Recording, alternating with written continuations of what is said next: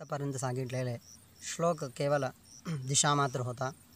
असा संपूर्ण रामायणामध्ये सामान्यतः 38 श्लोकामध्ये संध्यावंदनबद्दल माहिती दिलेला आहे.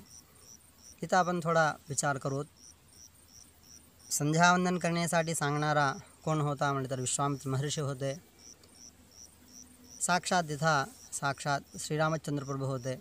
तर तो नारायण होता. एक मुद्दा वेगळे तर मानव मात्र असं आपण समजून घेतले तरी सुद्धा तर सगळ्या प्रकारचे कुठल्याही अवस्थामध्ये त्यांनी संध्यावंदन सोडले नाही हे आपल्याला लक्षात येते. तर तो परमात्मा आहे म्हणून आपण विचार केले तर नारायण परमात्माला कुठल्याही प्रकारचे विधिनिषेध नाही, कर्मबंधन नाही, तरीसुद्धा ते काय आहे आपल्याला एक मार्ग सुचवण्यासाठी त्यांनी असा संध्यावंदन केले आहेत म्हणून आपण विचार करायला हवा. त्याच्यानंतर पुन्हा विश्वामित्रांच्याबद्दल आपण थोडक्यात वाल्मिकी रामायणामध्ये सांगितलेले आख्यानुसार जे काय आहे त्यांच्या चरित्र पाहण्याचा आपण प्रयत्न करू. जनका पట్టणामध्ये जे जनक महाराजांच्या मिथिला नगरामध्ये जेव्हा प्रवेश करते त्या संदर्भात शीतानंद महात्मा विश्वामित्रांच्याबद्दल ते किती महात्मा आहेत म्हणून सांगताना रामचंद्र प्रभूला त्यांचे आख्यान सांगतात. त्या संदर्भात म्हणतात की हा विश्वामित्र साक्षात गाधी महाराजांचे पुत्र होते आणि त्याने एकदा संपूर्ण आपला सकल परिवार समेत जे काय आहे अरण्यामध्ये विहरण करण्यासाठी जे काय आहे अरण्यामध्ये प्रवेश करून सगळ्याकडे फिरल्यानंतर त्यांना वसिष्ठ महर्षींचा जेव्हा आश्रम दिसते त्या संदर्भात आश्रमामध्ये प्रवेश करते.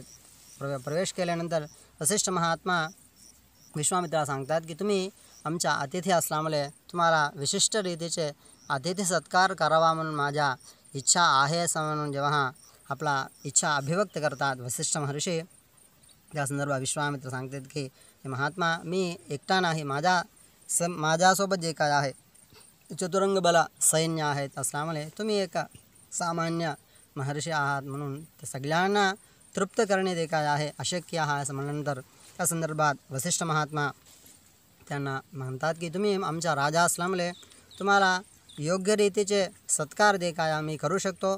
फक्त तुम्ही ओम असं म्हणले तर जे काय आहे सगळे प्रकारच्या व्यवस्था मी करतो, करण्याचा सामर्थ्य माझ्या आहे म्हणल्यानंतर अत्यंत रीतीने योग्य रीतीने जेव्हा असा प्रेमाने सांगितल्याने त्या संदर्भात हो म्हणतात. त्या संदर्भात वसिष्ठ महात्मा त्यांच्याकडे कामधेनूच्या पुत्री असलेल्या शबळाकडून ज्या माणसाला कुठल्याही प्रकारचे पदार्थ पाहिजे म्हणून मनामध्ये इच्छा असतो त्या प्रकारचे सगळे प्रकारचे षड्रसोपेत पदार्थ जे काय आहे त्या फक्त आपल्या अनुष्ठानामुळे जे काय आहे हा शबळाकडून प्राप्त करून सगळ्यांना तृप्त केल्यानंतर विश्वामित्राला आश्चर्य वाटते. फक्त एक आश्रमामध्ये राहणारा वसिष्ठ महर्षी चतुरंग बलोपेत असलेला माझ्या तृप्त केले म्हणलं तर त्यांचा अनुष्ठान किती असावा आणि त्यांच्याकडे असलेले हा कामधेनूचा किती महत्त्व आहे असं म्हणून विचार करून त्या संदर्भात वसिष्ठ महात्माला विचार करतात की महात्मा हा विशिष्ट रत्न आहे असल्यामुळे कुठल्याही प्रकारचे कोणाकडे असलेले विशिष्ट रत्न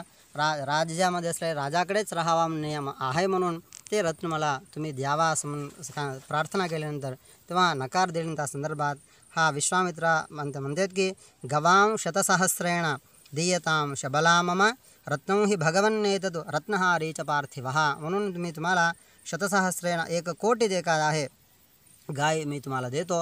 हा विशिष्ट कामधेनू रत्न जे काय आहे तुम्ही मला द्या असं म्हणून प्रार्थना केल्यानंतर त्या संदर्भात विश्वामित्राला उद्देश म्हणतात की नाहं शतसहस्रेण नापि कोटिशतैर्गवां राजन् दास्यामि शबलां राशिभिरजतस्य वा. त्या संदर्भात म्हणतात की मला कुठल्याही प्रकारचे तुमच्या रत्न राशी वगैरे मला गरज नाही आणि कोटी गायचा सुद्धा मला गरज नाही. कशासाठी म्हणलं तर सगळे माझ्या आहार विहार आणि हव्य कव्य जे काय आहे हा शबळाकडून मला घडते आणि मी आश्रमवासी असल्यामुळे मला कुठल्याही प्रकारचे पदार्थ मला गरज नाही, मी शबळाला देणार नाही असं म्हणल्यानंतर त्या संदर्भात अत्यंत रागवलेले हा विश्वामित्र जे काय आहे त्या संदर्भात त्याच्यावर आक्रमण करून तेव्हा शबळाला घेण्याचे प्रयत्न करता संदर्भात शबळा वसिष्ठ महात्माला प्रार्थना करून असा विचारतात की तुम्ही मला सोडलात का किंवा माझ्याकडून तुमच्या सेवा कमी झाली म्हणून मला त्यक्त केलात का असं म्हणजे शबळा वसिष्ठ महात्माला प्रार्थना करून वशिष्ठ महात्मा म्हणतात की हे शबले, मी एकटा आणि आश्रमवासल्या आहे आणि तो राजा आहे, त्याला मी काही करू शकतो असं म्हणलं. त्या संदर्भात हा शबला वशिष्ठ महात्माला उद्देश म्हणतात की नबलं क्षत्रियस्याहुः ब्राह्मणा बलवत्तराः ब्रह्मबलं दिव्यं क्षात्राच्च बलवत्तरं. पण क्षत्रियांच्या बलापेक्षा जे काय आहे ब्राह्मण बल अत्यंत विशिष्ट आहे. म्हणून तुम्ही संकल्प करा आणि तुम्ही मला आदेश द्या, दिले तर ते काय आहे क्षणामध्ये हा विश्वामित्रांच्या चतुरंग बलोपेत असलेल्या सैन्याला जे काय आहे मी क्षणामध्ये नष्ट करू शकते असं म्हणून असा प्रार्थना केल्यानंतर त्या संदर्भात विश्वामित्र महात्मा जेव्हा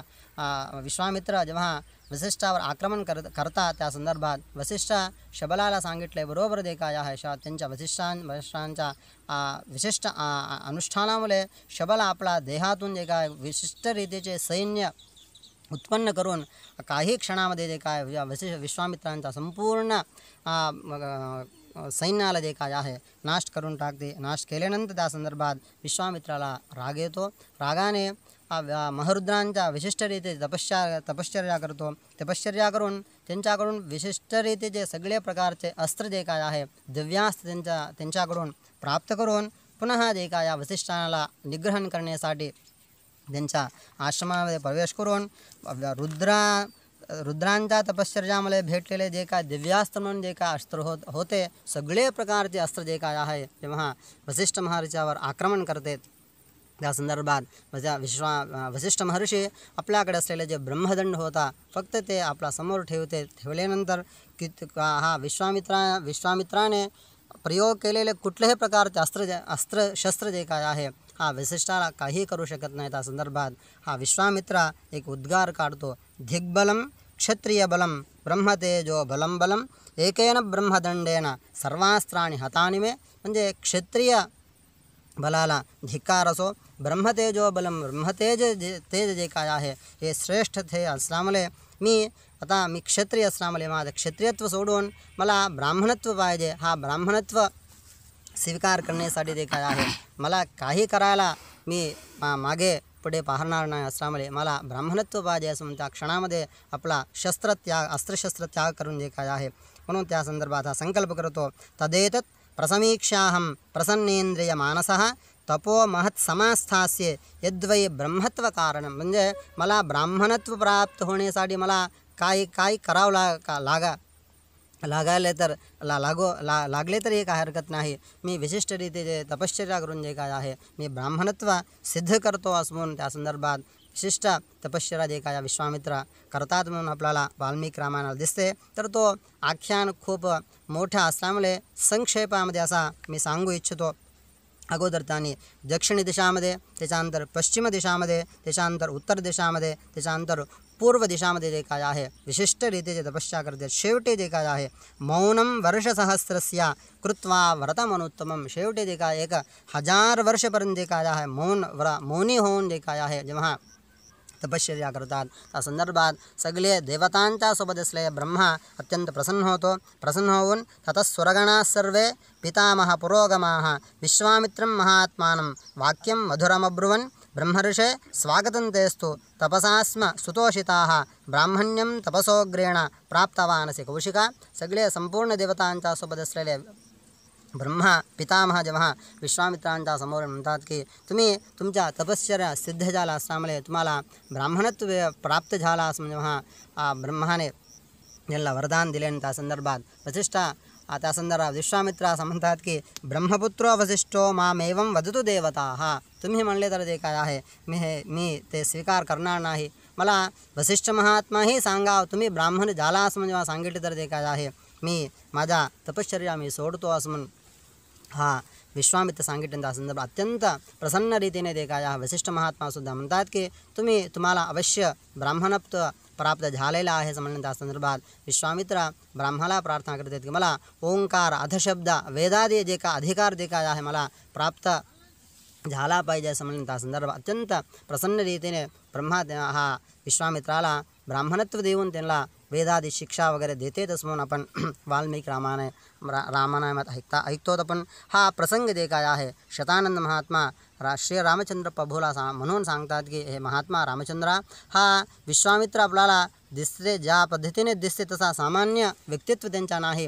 म्हणजे जन्मतः क्षत्रिय असलेले आपला तपश्चर्यामुळे जे काय आहे ब्राह्मणत्व प्राप्त झालेले महात्मा आहेतच म्हणजे काय हा व्याख्यानातून आपल्याला लक्षात येते. तर माझा असा अभिमत आहे म्हणजे ब्राह्मणत्व म्हणले तर किती अत्यंत विशिष्टत्व आहे हे आपल्याला हा रामायणाकडून जे काय आपल्याला लक्षात येतेच म्हणून माझा अभिप्राय आहे.